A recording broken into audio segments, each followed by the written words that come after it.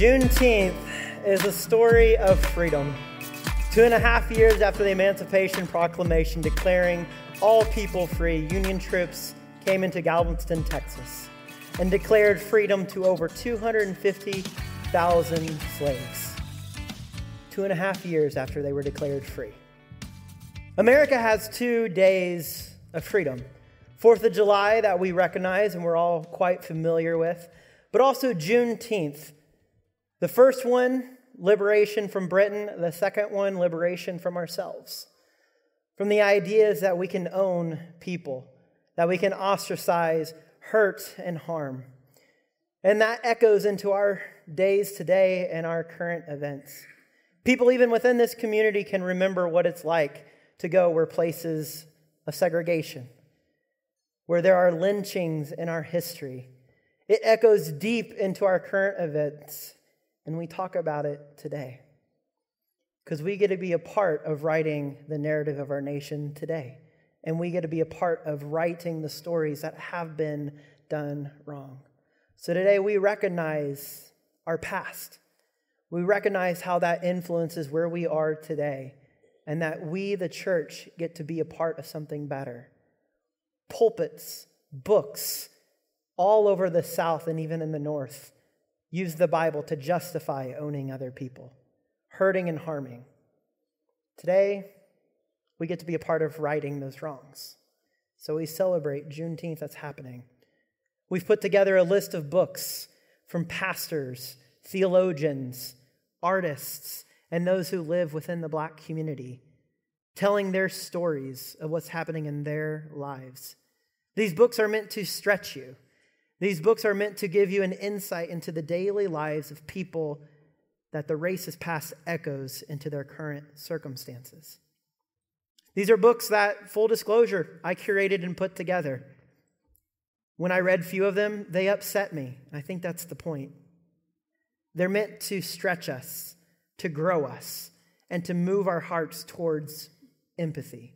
And so we encourage you to do the QR code, but to also maybe just pick one to look into and see what God is calling you to do. I think this is so fitting as we are in the book of Exodus, a book that has given life and hope to oppressed people groups all over the world. Because in it, God rescues, God hears, God moves, and God hears the cries of oppressed people and decides to do something about it. God raises up people to respond to the call of the oppressed. And through acts of humble leaders, we see God at work. And in this book of Exodus, we get the identity of who God's people is. The centering story of the entire Old Testament and a definitive understanding of who God is. God is a liberator. God is on the side of the oppressed. And God is one who is close, who hears, who has always been there when we go through strife and pain. So what has happened so far in this book? At the beginning of the story, we have Joseph and his entire family who come from their land to be there because there's famine. And Joseph saves everyone, but he passes. And a new Pharaoh comes and knows nothing of Joseph and his deeds. But he sees these people who are different. He sees these people have customs and languages that are all their own, and he is threatened. The text says that he forgot Joseph, but the text really says that he chose to forget Joseph. He knows full well of the history that led them here, but he chooses to decide and be a different way because this Pharaoh has an agenda. And he takes his anger, his hate, and he puts it on the Israelites. He enslaves them. He forces horrible labor and slave drivers over them to the point he hates them so much that he says, everyone, I want you, whether you're Hebrew or you're Israelite, you are going to kill the baby boys. And through this narrative, it's women who say no. We get Shiphrah and Puah, who are midwives, who say, we're not going to do that. And they help the babies continue to be born. We get the story of Moses' own mother and his sister as Moses is breastfeeding, as his mom is feeding and hiding and hoping that Moses would be okay. They concoct a scheme, they put him in a basket, and they hope and pray. And his sister watches from afar as he goes down the Nile and comes to Pharaoh's own daughter, someone who is raised to hate, Someone who knows the story of these people and has been given a certain agenda and education to not like them, sees Moses. Something happens in her heart. She has compassion, and Moses is raised. Moses is raised in the house of Pharaoh, and one day he goes out and about and he sees a slave master beating a Hebrew. Something stirs in him and he kills the slave master. The next day he's out and about and he sees his fellow Hebrews arguing. He says, "Why are you arguing with one another?" And they say, "What are you going to do, kill us now?" And then he flees and Pharaoh goes after him. And he comes to a place in Midian and he makes that his space where he stays. And at the end of the book, we get this verse, and he says this: "I become a foreigner in a foreign land. I have no home. I have no people. I am wandering." And this is where we pick up the text in Exodus chapter 3, verses 1 through 15. Moses was taking care of the flock for his father-in-law Jethro, Midian's priest. He led his flock out of the edge of the desert, and he came to God's mountain called Horeb. The Lord's messenger appeared to him in a flame of fire in the middle of a bush. Moses saw that the bush was in flames, but it didn't burn up. Then Moses said to himself, "Let me go check out this amazing sight and find out why the bush isn't burning up." Then the Lord saw that he was coming to look. God called to him out of the bush, "Moses, Moses." Moses says, "I'm here." Then the Lord said, "Don't come any closer. Take off your sandals because you are standing on what is holy ground." He continued, "I am the God of your father, Abraham, Isaac, and Jacob." Moses hid his face because he was afraid to look at God. Then the Lord said, "I've clearly seen my people oppressed in Egypt. I've heard their cry of injustice because of their slave masters. I know about their pain, and I've come down to do something about it, to rescue them from the Egyptians in order to take them out of the land and bring them to a good and broad land, a land that is full of milk and honey, a place where the Canaanites, the Hittites, the Amorites, the Perizzites, the Hivites, and the Jebusites all live." I'm glad I said all that without messing it up. "Now, the Israelites' cries of injustice have reached me. I've seen just how much the Egyptians have oppressed them. So get going. I'm sending you to Pharaoh to bring my people, the Israelites, out of Egypt." But Moses said to God, "Who am I? Who am I that I should go to Pharaoh and bring the Israelites out of Egypt?" God said, "Moses, I'll be with you, and this will show you that I am the one who sent you. After you bring the people out of Egypt, because you're going to be able to do this, you're going to come back here where it all began, and you're going to worship me here." But Moses said to God, "If I now come to the Israelites and say to them, 'The God of your ancestors is about to send me,' they are going to ask me, 'What's his name?' What am I supposed to say to them?" God said to Moses, "I am who I am. So say to the Israelites, 'I am has sent me to you.'" God continues, "Say to the Israelites, 'The Lord, the God of your ancestors, Abraham, Isaac, and Jacob, has sent me to you. This is my name forever, and this is what you will be known through all generations." We get the scene that was one of the most famous in Scripture, the scene of the burning bush. Moses has gotten as far away from his old life as possible. It says that he was simply on the far side of the wilderness. Moses has fled and run and has stepped as far away as he could. He is a foreigner in a foreign land, not accepted by Egyptians, not accepted by his fellow Hebrews, yet God isn't done with his story. It is just the beginning. The angel of the Lord comes to Moses and he sees a bush ablaze, but not burning. A curious image. Of course, why not go and see? And I like to think that this is Moses' redneck moment where he sees something, goes, "I'm going to touch it." And he goes over and he goes and sees it. Moses sees something and he makes a move towards it. And I love that God makes himself available. God makes the first move. God is there in his space. God is there making himself available to Moses. Moses didn't have to come close, but he does. And then that's when God speaks up. "Moses, Moses." I can imagine Moses hearing his voice. He's dreading, because behind that name is a God who knows what he's done. where he's been, the story of his mixed identity. He knows Moses well. And Moses simply replies, "Here I am." Here I am is a heavy statement. A man of lost identity, a man who doesn't know who he is, doesn't know what he has to offer, doesn't know what he brings to the table, but he simply says, "Here I am." And God asks Moses to take off his sandals because the space where he was, once ordinary, has now become holy because God is in that space. Moses, remove your sandals. This is important. I want you to come close. And God reveals himself to Moses. I'm the God of your ancestors, God of Abraham, Isaac, and Jacob. And at this realization, Moses hides himself. He knows of this God, this creator, and there is fear in his heart. Here I am. Moses is aware of his baggage. And as a man who he knows, he has no home and he has no people. And God reveals that he has seen and heard, and he has been there the entire time. God has been there the whole time in those spaces. God was and is present. For us Christians, God has revealed himself in the fullness on the cross. The cross reveals the character and the heart of God. On the cross, God is with people who've been oppressed, who have been brutalized, who have been imprisoned, mistreated, misrepresented, hurt, ostracized. This is who God is and where God chooses to locate himself. Liberation theologian James Cone puts it this way: the cross places God in the midst of people who are crucified, in the midst of people who are hung, shot, burned, and tortured. God has seen the oppression and is going to do something about it. And he's going to do it through Moses. Yet Moses says, "Here I am," but it changes to, "Who am I?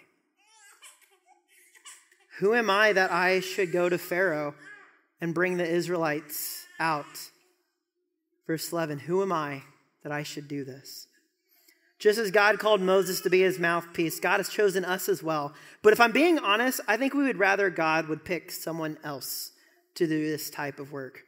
The year was 2015, and I was a student ministry resident in Clarendon Hills and living in Darien. I was sitting there on an evening working on my sermon, giving one of my first sermons in my community on the corner of 83rd and Plainfield Road there in Darien. And something popped up on the news. Laquan McDonald was shot 16 times. And in that moment, we didn't have all the evidence, but a year later, we find out that after the imagery comes out that he was shot as he was walking away 16 times, a 17-year-old. And as I was working there, something happened to me. How many of you have ever audibly heard the voice of God? Not many of us, right? I know I haven't. I've heard God in sermons, in books, in preaching, in prayer, in times when people give advice. I've heard it in the sacraments. But in that space, as I was watching protests start to happen in Chicago, I heard God say, "Go." And I was terrified. So I got in my jalopy of a car and drove downtown, parked a couple blocks away, and I walked all night. I listened. I heard. There was lament. There was tears. There was deep frustration of communities of people who were sharing stories of how they were harmed. There was pastors and activists joining in and trying to bring peace into those spaces of deep lament. Cries of people going up. At the end of the night, I went home forever changed. I went home to my church and I sat there and I said nothing for multiple months. Here I am, but God, who am I? There are times when God calls us to go and we simply don't know what to do. There are times when God asks us to step in spaces of pain, but yet we ourselves are dealing with pain. There are times when God asks us to take steps towards someone who's different than us, but we are dealing with our prejudice and maybe we don't know if we can take steps towards someone that is different than us. God, can't you choose someone else to go? Surely not me. God, isn't there someone who's more qualified, educated, aware, ready? God, who am I that you ask me to go? The book of Exodus presents us with a Moses who is reluctant to go because of who he is and what he has done. As Christians, God has called us to go. The church has a great task of bringing healing into a world that desperately needs it. Jesus found me and Jesus found you on purpose. He saves us, renews, and restores us, and we are called to go, to work for peace, to advocate for those that have no voice. And in the midst of the work, we come back together to be rejuvenated, to be refreshed, to get God's grace at the table and in the sacrament of baptism. And then we are brought back together to be sent back out into the world. We gather together for the intention of being scattered, to go to those spaces of hurt and pain. Yet when we are faced with that daunting task before us, sometimes we shy away. We say, what can I do? What if I speak up and I say the wrong things? What if I speak up and my community doesn't understand what I'm trying to say?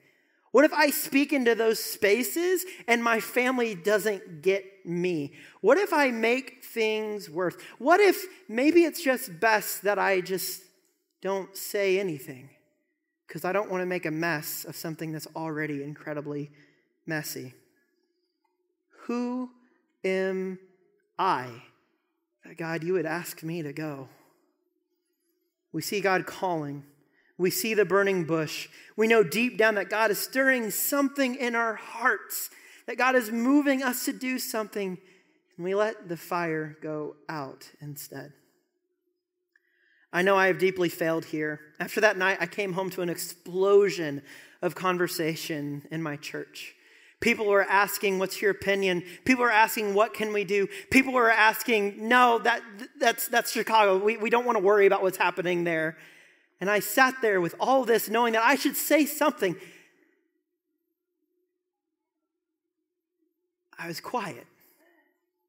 God, I'm 23. I don't have anything to offer to this story. God, look at me. I'm a white dude from southern Indiana. I don't have anything to offer to this story. Surely someone else can do this work. Surely someone else can go. This isn't a story of shame, and this isn't a story of, wow, Pastor Jake, you suck. That's not this story. It's a story of reality that sometimes living out our faith to do the right things is incredibly difficult. That sometimes we only look at what we don't have, and it keeps us from doing what we actually could do. It's really a story of our identities. It is a story of what God calls us to do. It is a story of seeing the pain in the world and not knowing if we are the right people to do something about it. But God does something beautiful ever before he asks us to go. Before God commissions Moses, before Moses is given the task of a prophet, before Moses even asks the questions of, God, who am I that I should go? God answers him in a resounding way. When Moses sees the burning bush, God asks Moses to remove his sandals because the space where he's at is now holy ground. When God asks Moses to remove his sandals, what he actually is doing is he is giving Moses a brand new home. The removal of sandals signifies the end of Moses' journey. It signifies the end of his wandering. It signifies the end of not having our home. Our feet tell a story. Some of our feet are bruised. We are people that have been stepped on, walked over, and we carry those bruises everywhere we go. Some of us have feet that have been cut by people we love, and we have opened wounds that are still fresh. And as we walk into spaces, we go, I don't know if I can be here. I don't know I can step back into that again. I just had this circumstance, and I don't know if it's safe for me to be there. And some of us have calloused feet. We have walked hard roads. We have been hurt, and we've pulled ourselves up by our shoes, by our bootstraps, and said, I can do this. We've put up walls. We've put up fences because we have to protect ourselves. Your feet tell a story. They tell the story of the journeys we have been on. And God says, Moses, remove your sandals, and his feet are laid bare.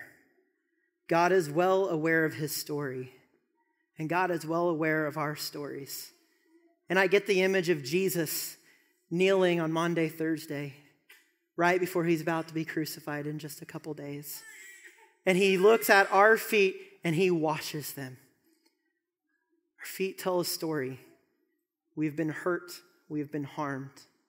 But Jesus comes and he cleans our feet. To God, Moses is not a foreigner in a foreign land. Moses is a cherished creation now given a home in the presence of God. God gives Moses a home long before he ever asks him to go and do anything.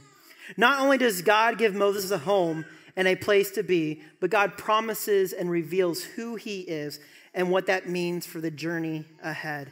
In verse 12 through 14, God reveals himself as I am, the God of your ancestors. And when you go, when you have to share who I am, when you have to share the name of this God, you will simply say, I am with you.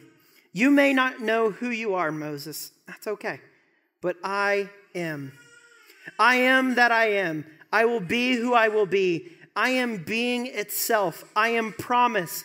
I am truth. I am safety. I am life. I am hope. I am liberation. I am justice. I am freedom. And I am peace. No matter what you are called to do, I am going to be with you. Moses, you don't have to worry. I've got your back. When you misstep, I will be there. When you doubt your calling, I will be there. When you stand before Pharaoh and your voice quivers and that pit in your stomach gets bigger and bigger, I will be there and I will give you the words to say.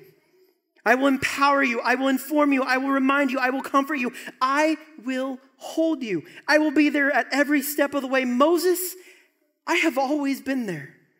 I have never been far away. As you were a baby in the Nile, I was there. While you were nursing at your mother's breast and she was wondering if you were going to survive or if someone would hear you crying, I was there. Moses, I have always been there. And when you fled and you thought you had no more home, where you found yourself as a foreigner in a foreign land, I was there. I go with you. I will always be with you. And as you step into this commissioning, I am with you. Someone without a home, with a marked past, a mixed identity, now knows that they have a space in God's kingdom, that God is on their side. What starts out as a rejection ends in acceptance. Before we are ever called to go, God first calls us to come home. God gives us a home. The church has been commissioned to go. You and I have been called by God to go, and God promises to go with us. No matter where we find ourselves, God is already there. No matter what God calls us to do, God is already there. And even in the midst of not knowing what we should do, God is there in our midst. But before God ever calls us to go, God first calls us to come home. So my question for you today is this: where is your home? Now, I don't know your story, but I believe we've all been in places where we've wandered, where we had a home and then we were rejected, where we were spaces of safety and now we've had to step away. We all know what it's like to not have a home. It's the story of a teenager coming to youth group for the first time. They've been dealing with mental illness and anxiety, and they're there and they don't know what to do. And as they sit there and as youth group goes on, no one comes and talks to them. No one leans into them. No one reaches out to the family. And this teen feels like now they don't belong at home, they don't belong at school, and they don't even belong at church. And so they start to step away. Space that was meant to be safe, now they step away. It's the story of a church leader that has something horrible happen in their lives. And they start to question God. God, why would you allow this to happen? God, why would you do this? God, I don't know what's going on. And so they start reaching out to their family. They start reaching out to their community. And they say, hey, this is what I'm dealing with. And they are met with, maybe you probably shouldn't teach. You know, maybe until you get your funk figured out, we're going to sideline you. Because we can't have people who have questions. No. And then this once on fire for God, who had something happen, decides to step away. It's the story of someone who comes out. They come out about what they're dealing with their sexuality. And we unfortunately know the end of that story. We all have felt like foreigners in a foreign land at one time or another. Maybe you've had to go from church to church. But today, just like Moses, God is asking you to remove your sandals, and God is giving us an opportunity to come home. For me, being a pastor here at Good Shepherd, this is coming home. I know what it's like to wander from space to space. I know what it's like to come to spaces and not fit, to not be understood, to not be seen or not be heard. But today, God is offering something to each and every one of us. God is offering us a home. You have a place in the family of God, and you belong here. You deserve to be loved. You deserve to be seen. You deserve to be heard. You deserve to be understood. You deserve to have someone in your corner when life gets too much. And let's be honest, life is often too much. We deserve to have those people in our spaces. We deserve to be able to be honest, be authentic, and not be met with rejection or condemnation. Because Christ came into this world to save it, not to condemn it. That doesn't give us the right to do that either. This space can become home. And God is asking us to come home. But sometimes it takes a while for a place to feel like home, to feel safe, to feel like we can be ourselves. And I get that.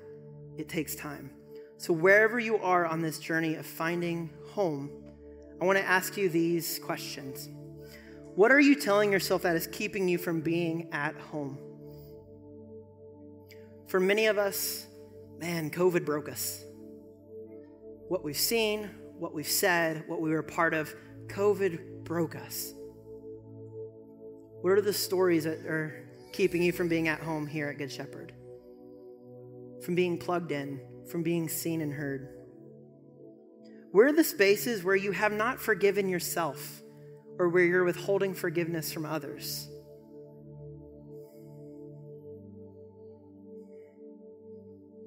And do you see yourself as a child of God?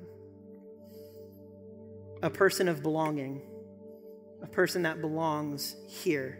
No matter what you've said, done, or become, you belong here. The church is meant to be that family, that space that is opened up for us to let the burdens fall off and be at home. Before God will ever ask you to go and do something, God first wants to bring you home.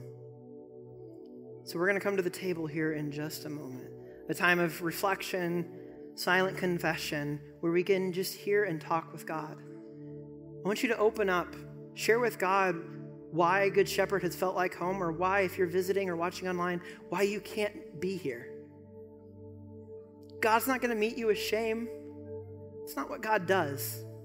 God doesn't author shame. He brings peace. He brings healing. God is a physician. He's not going to harm you, even if the church has. We're going to continue walking through the book of Exodus throughout the summer. And there'll be commissions for us to do, to speak into the cultural moments that we live in. There is real pain that we see. There is real harm that we've experienced. There are things happening that God is calling the church to be a part of. But before we ever get to that, God wants to bring you home and make sure that you have a place to belong. Before we're ever commissioned, God says, come home. So let's spend some time in reflection before we come to the table. Thank you for listening to the Encounter Faith podcast. This podcast is a service of G. Shep Productions from Good Shepherd Lutheran Church in Naperville, Illinois. All rights reserved. If you're in the area, we'd love to meet you on a Sunday morning at our 9 a.m. or 10:45 services. At Good Shepherd, we are inviting everyone to walk together in the calling of Christ for a life of eternal impact. This podcast is produced and hosted by me, Ross Cochran, and our theme song is Wake the Earth by 1111 Worship. Thank you for listening. We'll talk again soon.